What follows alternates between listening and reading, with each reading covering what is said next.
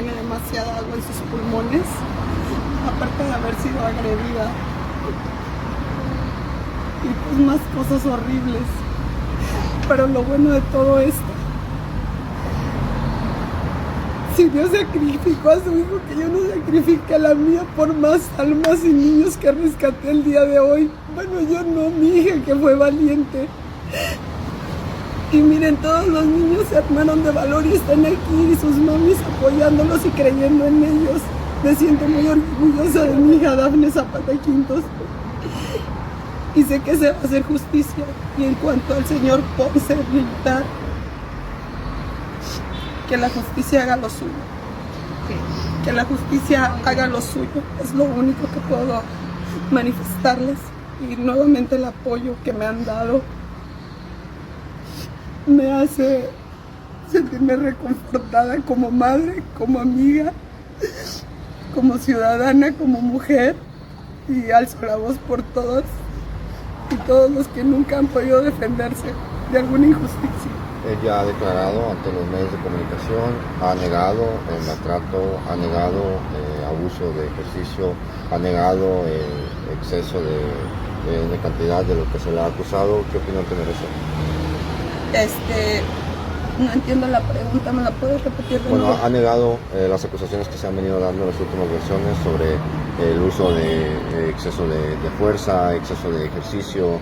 Ellos dicen que no tienen box, que no tienen... En realidad no sé las declaraciones de ellos, yo solamente te estoy hablando de lo que vi ahorita en la necropsia que se le realizó a mi hija, la autopsia, y el resultado es fatal. Su cuerpecito ya no resistió hasta las últimas instancias, por eso murió, y tenía mucha agüita en sus pulmones, exceso de agua. Y ya no quise leer más y me decía, ¿quieres que te dé más detalles de todo lo que vi? Nada más tomé la mano de la médico forense. Le dije, gracias por cuidar a mi bebé las últimas horas. Es todo lo que te puedo decir. De la otra parte, solo que se haga justicia y felicitar a todas las mamás que están aquí, padres de familia, medios de comunicación y todas las personas que se han tomado el tiempo de estar conmigo en este proceso. Señora Alejandra, ¿va a buscar que haya una necropsia independiente o con lo que la fiscalía le dijo está tranquila? Ya hice la necropsia independiente. Entonces, ahora, ¿qué sigue a partir de este momento? Me voy a ir a las siguientes instancias, me voy a ir a acusarlos hasta donde tope, porque esto no se puede quedar así. Continúas en tu lucha de justicia. Continúo con mi lucha de justicia. ¿Qué le pide a las autoridades? Por ejemplo, no sé, es una escuela que ya ha tenido antecedentes de ese tipo de hechos, y que trabajan, digamos, bajo el amparo de la Marina. ¿Qué le pide a las autoridades que sean más vigilantes de lo que pasa dentro de ese tipo de planteles? Yo creo que ellos tienen un lema como honor y ellos están bajo el resguardo. Ellos resguardan a la ciudadanía.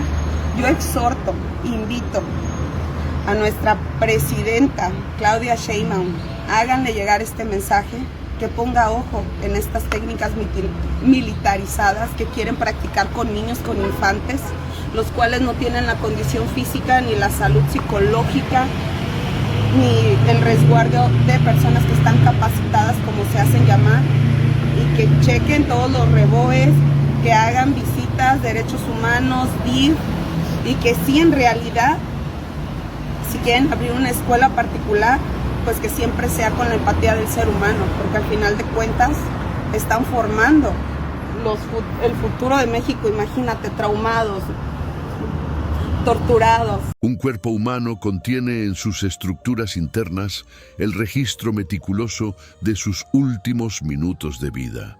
Una bitácora biológica que la medicina legal se encarga de descifrar cuando las explicaciones externas resultan insuficientes. El hallazgo de una cantidad significativa de líquido en el interior de los parénquimas pulmonares de un cadáver plantea de inmediato un interrogante fundamental para la patología forense.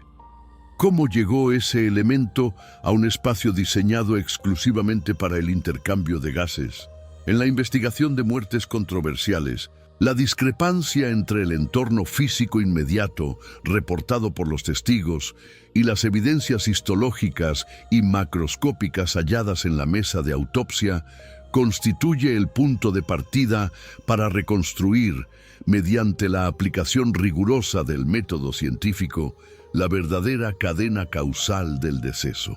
Cuando los órganos respiratorios de una persona fallecida muestran signos inequívocos de haber inhalado fluido de manera activa, la ciencia médica debe determinar si el colapso pulmonar ocurrió antes, durante o después de cualquier trauma físico visible, transformando los indicios corporales en pruebas reproducibles ante un tribunal de justicia.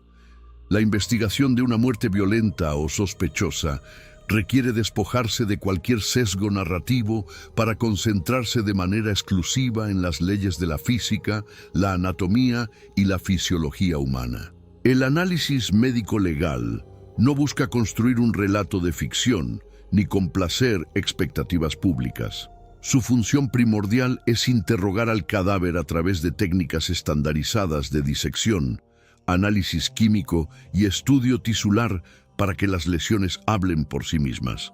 A lo largo de la historia de la criminalística, los equívocos en los testimonios humanos han sido frecuentemente corregidos por la objetividad de una célula dañada, un hematoma analizado microscópicamente o la medición del peso de un órgano congestionado. Es en este espacio donde la medicina se cruza con el derecho, donde la patología forense despliega su capacidad didáctica, utilizando cada caso complejo como una lección avanzada de biología humana aplicada a la resolución de dilemas judiciales. El contexto fáctico documentado en este expediente sitúa los acontecimientos en julio de 2026 en el municipio de Ciudad Madero, estado de Tamaulipas, México. La víctima, identificada como Dafne Zapata Quintos Martínez, una adolescente de 13 años de edad, se encontraba inscrita en un campamento de verano organizado por la Academia Militarizada Doenitz. De acuerdo con los informes iniciales recabados por las autoridades y las declaraciones públicas de los familiares, la menor ingresó a las instalaciones del plantel y días después se notificó su fallecimiento. La primera versión ofrecida por la directiva de la institución, encabezada por Jorge Luis Ponce, señalaba que la adolescente se había desvanecido de forma repentina en el área de los vestidores y duchas, mientras realizaba su aseo personal, sugiriendo un síncope o desmayo seco sobre el piso, bajo la premisa de que previamente había manifestado debilidad física y se le había permitido descansar, descartando inicialmente agresiones en el interior. Sin embargo, la entrega del cuerpo a sus familiares introdujo elementos de severa contradicción que modificaron el rumbo de la actuación judicial. La madre de la menor, Alejandra Quintos, denunció públicamente que el cadáver presentaba múltiples estigmas traumáticos visibles, entre los que se contaban equimosis y escoriaciones en la región frontal, la nariz y los labios, además de la presencia de contenido gástrico en la superficie corporal. Estos hallazgos motivaron la intervención formal de la Fiscalía General de Justicia del Estado de Tamaulipas, la cual inició una carpeta de investigación bajo el Protocolo Especializado de Feminicidio.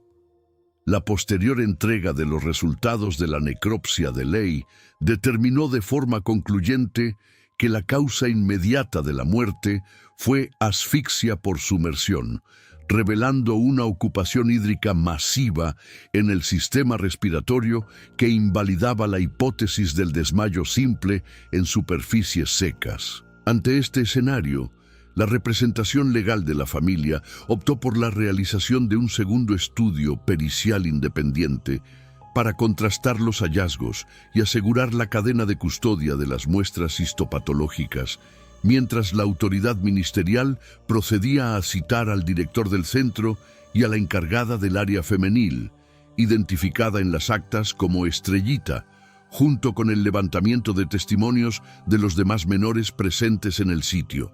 Para comprender la dimensión científica de este hallazgo, es indispensable que la atención deje de centrarse de manera exclusiva en las identidades de los involucrados y se desplace hacia los mecanismos fisiopatológicos que gobiernan el cuerpo humano ante la privación de oxígeno.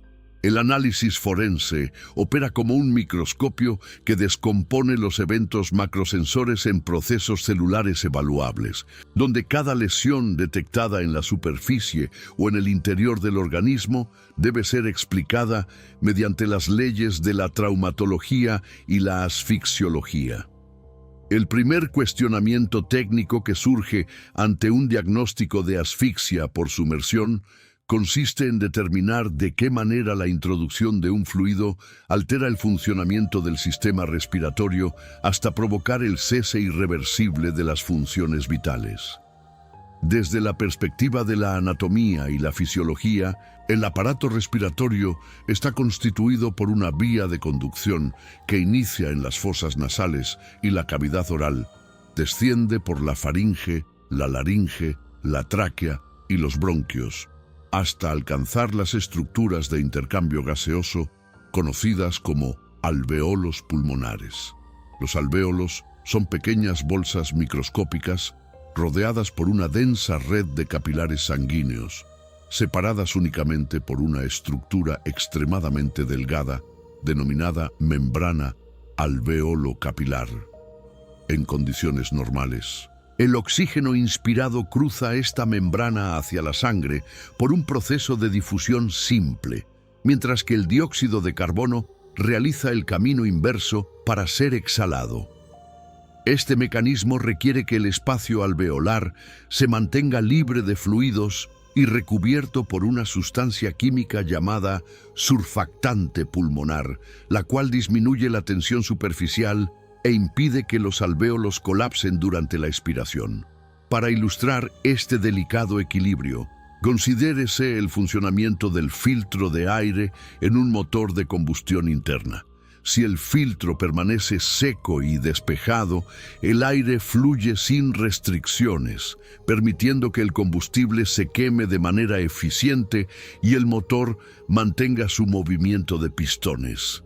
Si ese mismo filtro se satura por completo con agua, el flujo de aire se interrumpe de inmediato. El motor intenta succionar el gas necesario, pero al ingresar el líquido en las cámaras de combustión, el sistema experimenta un bloqueo hidráulico que detiene de golpe todo el mecanismo. En el cuerpo humano de una persona que se encuentra inmersa en un medio líquido, el proceso se divide en fases fisiológicas muy precisas. Inicialmente, al contacto del fluido con las vías aéreas superiores, se produce un reflejo de apnea voluntaria, donde el individuo detiene la respiración de manera consciente para evitar el ingreso del agua. Durante esta fase, los niveles de oxígeno en la sangre comienzan a descender, un fenómeno conocido como hipoxia, mientras que los niveles de dióxido de carbono se elevan, generando hipercapnia. Esta acumulación de dióxido de carbono estimula de forma enérgica los quimiorreceptores ubicados en el bulbo raquídeo y las arterias carótidas, enviando señales involuntarias e irresistibles para reiniciar la inspiración. Al romperse la apnea voluntaria, la persona realiza inspiraciones profundas y desesperadas bajo el agua, lo que provoca la entrada masiva de líquido hacia los bronquios y los alvéolos. Al trasladar estos conceptos científicos a la evidencia forense documentada en el caso de la menor Dafne Zapata, el dictamen de la necropsia, que señala una gran cantidad de agua en los pulmones, adquiere un significado unívoco. Este hallazgo macroscópico demuestra que la fase de aspiración profunda ocurrió de manera activa, mientras la adolescente aún conservaba sus funciones autonómicas y el reflejo respiratorio intacto. La presencia de líquido intraalveolar descarta que la muerte haya sido consecuencia de un desvanecimiento seco o un paro cardíaco súbito previo a la exposición al agua, debido a que un cuerpo sin actividad en el centro respiratorio del tallo cerebral no realiza los movimientos de succión necesarios para inundar los segmentos distales del parénquima pulmonar. Desde el punto de vista médico-legal, esto establece una correlación directa entre el fallecimiento y un entorno donde existió la disponibilidad de un medio líquido suficiente para ser aspirado, enfocando la atención pericial en el análisis del área de las duchas o cualquier depósito de agua presente en la escena del crimen. Un segundo problema fundamental en la investigación forense de este caso radica en la diferenciación científica entre las lesiones producidas en vida, denominadas lesiones vitales, y aquellas que ocurren después de la muerte, conocidas como lesiones post-mortem, o bien las causadas por maniobras de reanimación cardiopulmonar. La traumatología forense clasifica las huellas de violencia física externa según sus características morfológicas e histológicas. Las escoriaciones, las equimosis y las heridas contusas se producen cuando una fuerza mecánica impacta sobre los tejidos blandos corporales. Una equimosis, conocida popularmente como moretón, se origina por la ruptura de los vasos sanguíneos capilares situados en la dermis o el tejido celular subcutáneo, lo que genera una infiltración o extravasación de sangre hacia el espacio intersticial circundante. Para que una equimosis se forme con las características macroscópicas típicas, se requiere indispensablemente que el sistema cardiovascular se encuentre activo, es decir, que el corazón continúe bombeando sangre a presión a través de la red arterial y capilar. Un ejemplo cotidiano que facilita la comprensión de este fenómeno es el comportamiento de una red de tuberías de agua doméstica bajo presión constante. Si una sección de la tubería sufre una fisura mientras la bomba de presión está encendida, el agua saldrá disparada con fuerza, empapando las paredes y el suelo de los alrededores, creando una gran mancha de humedad difícil de eliminar. Por el contrario, si esa misma tubería se rompe cuando el suministro de agua está completamente cortado y la tubería está vacía, no se producirá ninguna filtración significativa ni se humedecerán las superficies linderas. En el cuerpo de una persona fallecida, la falta de presión hidrostática circulatoria impide que la sangre salga de los vasos rotos de manera masiva hacia los tejidos vecinos. Además de la inspección visual de la coloración, la patología forense utiliza el análisis histopatológico, que consiste en tomar fragmentos de la zona lesionada para observarlos bajo el microscopio. En una lesión vital, los patólogos buscan la presencia de una reacción inflamatoria local, caracterizada por la migración de glóbulos blancos, específicamente leucocitos polimorfonucleares, que salen de los vasos sanguíneos hacia la zona del trauma, en un intento por reparar el daño, un proceso que toma un tiempo mínimo de varias decenas de minutos a pocas horas en desarrollarse. Llevemos esto nuevamente a la evidencia descrita por la madre de la menor respecto a las lesiones en el labio, la frente y la nariz raspada, así como los múltiples moretones en el cuerpo. La presencia de estas alteraciones dermatológicas obliga a los peritos a realizar cortes histológicos de cada una de las zonas lesionadas para verificar si existe infiltración hemorrágica con reacción inflamatoria celular activa. Si los análisis de laboratorio confirman que estas heridas poseen las características de una reacción vital, la medicina legal concluye que la adolescente sufrió traumatismos mecánicos previos al momento del deceso. La ubicación de las lesiones en el rostro, como la región frontal y la pirámide nasal resulta compatible con impactos contra superficies duras o romas, y su datación cronológica, mediante el estudio de la degradación de la hemoglobina, determinará si corresponden al mismo momento temporal del ahogamiento o si fueron causadas en horas o días anteriores, lo cual proporciona información valiosa sobre la existencia de agresiones físicas previas en el interior de las instalaciones de la Academia Militarizada. Otro elemento de alta relevancia dentro de los hallazgos reportados es la mención de vómito en el cuerpo de la adolescente al momento de ser entregado a la familia, lo que nos introduce al análisis forense de los fenómenos eméticos en los cuadros de asfixia. La expulsión del contenido gástrico es un proceso reflejo coordinado por el sistema nervioso central, específicamente por el centro del vómito localizado en el bulbo raquídeo. Este reflejo puede ser desencadenado por múltiples estímulos, entre los cuales destaca la hipoxia cerebral severa y la estimulación de las fibras aferentes del nervio vago debido a la distensión del estómago.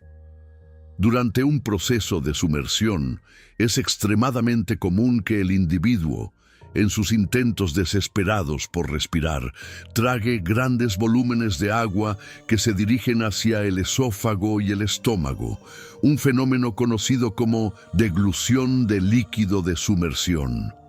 Esta entrada brusca de agua dilata las paredes gástricas y, combinada con la falta de oxígeno en el cerebro, activa el reflejo emético, provocando que el contenido del estómago sea expulsado hacia la faringe, mientras el sujeto aún se encuentra luchando por su vida. Para visualizar este fenómeno en la práctica médica, considérese el mecanismo de una bomba de achique manual. Si se introduce un exceso de fluido en un depósito que ya contiene material pastoso o semisólido, la presión interna aumenta de tal modo que el excedente busca la vía de salida de menor resistencia. En un individuo que sufre ahogamiento, el contenido gástrico expulsado llega a la cavidad oral en un momento en que los reflejos de protección de la vía aérea, como el reflejo de la tos y el cierre de la glotis, se encuentran severamente deprimidos debido a la narcosis por dióxido de carbono. Como consecuencia, el material del vómito es aspirado hacia el árbol traqueobronquial, mezclándose con el agua inhalada y el moco segregado por las células de la mucosa respiratoria. Esta agitación mecánica provocada por las inspiraciones agónicas convierte la mezcla de aire, agua, moco y contenido gástrico en una emulsión espumosa que los patólogos denominan hongo de espuma, el cual suele exteriorizarse a través de los orificios nasales y la boca durante la autopsia o en las etapas inmediatas al fallecimiento. Retomemos la escena y las observaciones denunciadas por los familiares de Dafne Zapata. El registro de vómito en la superficie del cuerpo y las vías aéreas superiores constituye un indicador patológico de gran relevancia que debe correlacionarse con el examen interno del estómago durante la necropsia. El perito forense debe medir el volumen y analizar la composición del líquido contenido en la cavidad gástrica. La presencia de una gran cantidad de agua mezclada con alimentos digeridos corrobora la hipótesis de una deglución activa de fluido durante la fase de lucha bajo el agua. Asimismo, el hallazgo de restos alimenticios dentro de los bronquios principales y los alvéolos confirma que la emesis y la posterior broncoaspiración ocurrieron en el período perimortem, incrementando la velocidad del colapso respiratorio e influyendo de manera directa en el sufrimiento tisular que los peritos forenses mencionaron a los familiares de la víctima. Adicionalmente, el análisis de una muerte por sumersión exige la evaluación de los cambios bioquímicos y microscópicos que ocurren en la sangre y en los órganos internos a consecuencia de la hemodilución o la hemoconcentración, dependiendo de la salinidad del agua, Aunque en entornos domésticos o de duchas urbanas se trata de agua dulce. Al ingresar agua dulce en los alvéolos, esta pasa rápidamente a través de la membrana alvéolo capilar hacia la corriente sanguínea, debido a una marcada diferencia de presión osmótica, ya que el agua dulce es hipotónica en comparación con el plasma sanguíneo. Esta entrada masiva de agua en los capilares provoca una hemodilución extrema, disminuyendo la concentración de sodio y cloro en la sangre y causando la ruptura de los glóbulos rojos por un proceso de hemólisis. La destrucción de los eritrocitos libera grandes cantidades de potasio al torrente circulatorio, lo que puede inducir una fibrilación ventricular cardíaca en cuestión de pocos minutos. Desde el punto de vista forense, esto adquiere importancia porque la investigación no puede limitarse a la simple observación del agua en los pulmones. Requiere de estudios complementarios de laboratorio para robustecer las conclusiones.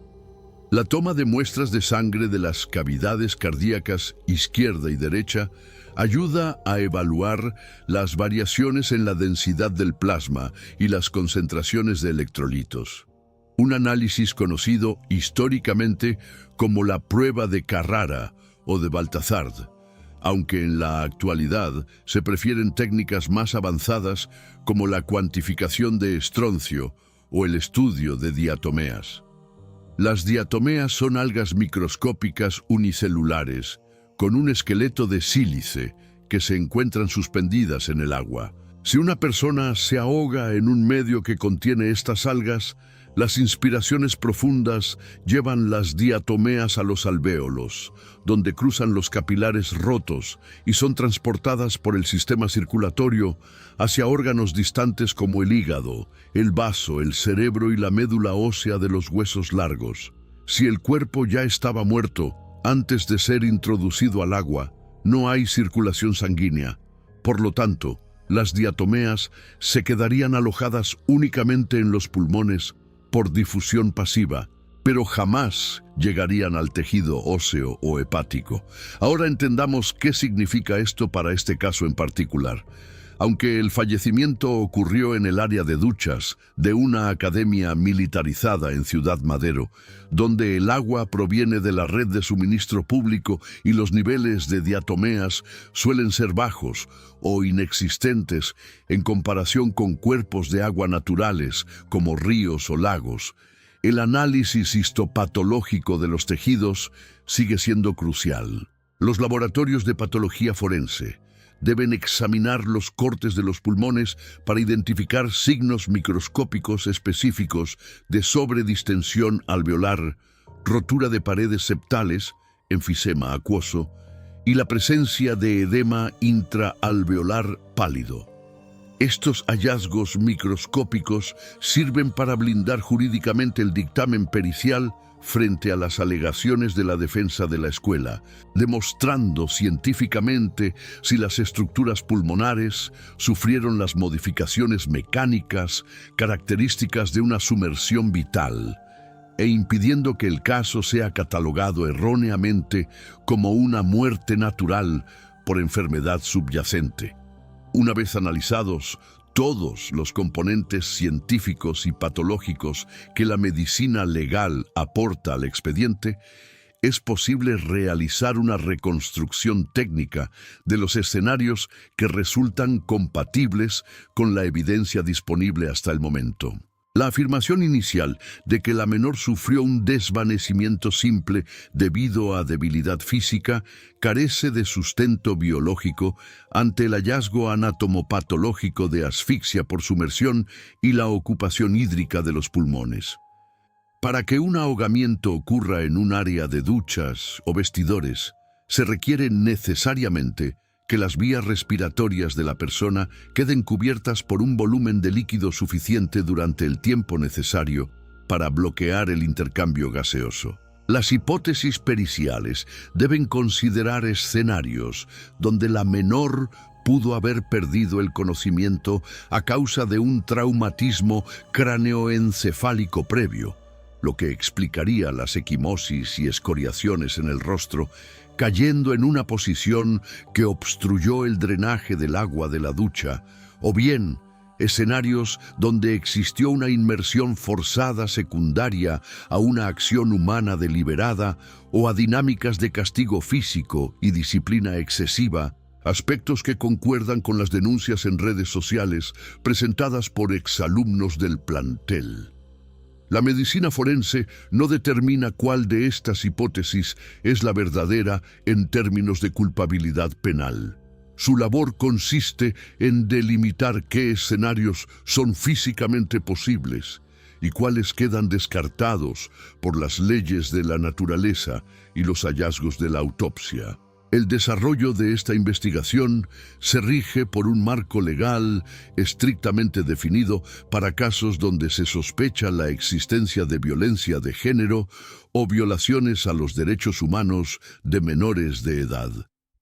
Al haberse abierto la carpeta de investigación bajo el protocolo de feminicidio, las autoridades de la Fiscalía General de Justicia de Tamaulipas están obligadas a aplicar estándares internacionales de debida diligencia, como los contenidos en el protocolo de Minnesota para la investigación de muertes potencialmente ilícitas. Este protocolo técnico exige que la escena del crimen sea preservada minuciosamente mediante técnicas rigurosas de fijación fotográfica, planimetría y recolección de indicios biológicos en las duchas y vestidores. Asimismo, establece que la cadena de custodia de todas las muestras biológicas, fluidos y tejidos extraídos del cuerpo de Dafne Zapata debe mantenerse ininterrumpida para garantizar que no sufran contaminaciones o alteraciones que invaliden su valor probatorio durante el juicio. La solicitud de una segunda necropsia por parte de la familia representa un derecho procesal legítimo que busca verificar la consistencia de los hallazgos del primer peritaje oficial, permitiendo que patólogos independientes evalúen los bloques de parafina y las laminillas histológicas para ofrecer una opinión técnica complementaria ante el Ministerio Público.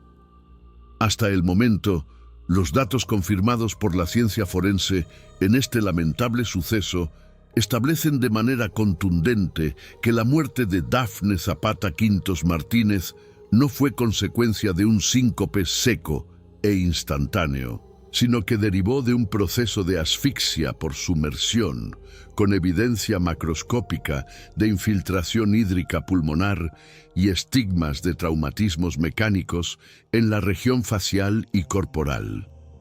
Permanecen bajo investigación y pendientes de resolución definitiva los análisis histopatológicos de las lesiones cutáneas para fijar con precisión su cronología vital, así como los resultados comparativos de la segunda necropsia independiente solicitada por los familiares. Los testimonios de los menores que asistían al campamento de la Academia Militarizada Doenitz, procesados mediante entrevistas especializadas de psicología forense, resultarán determinantes para correlacionar la evidencia física con la secuencia de eventos ocurridos en el interior del establecimiento.